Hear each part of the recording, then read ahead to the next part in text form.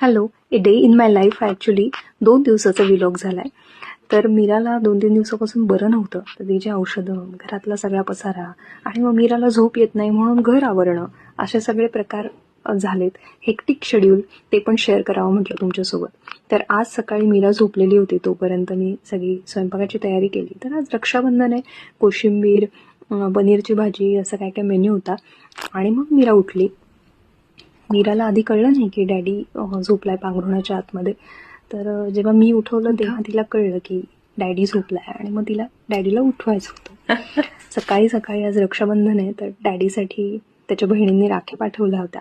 तर प्रियंका चाचीनी त्या सगळ्या राख्या बांधल्या आणि मीरा खूप एक्सायटेडली बघत होती.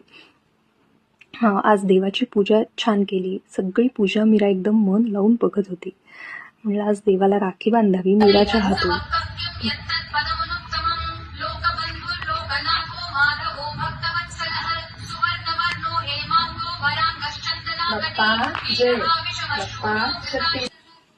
आणि मग अशी छान अशी पूजा सगळी झाली, देवाला राखी बांधली आणि मीरानी पण पूजा एन्जॉय केली.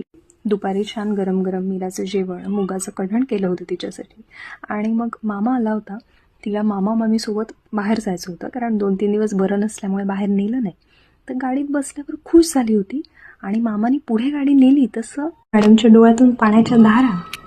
तर हा व्लॉग शेअर करण्याचं कारण म्हणजे patience, highest level of patience मी या काळात शिकते. तर न्यू मॉम्स, तुम्ही असंच एक्सपिरियन्स करताय का? पेशन्स ठेवायला शिकताय का?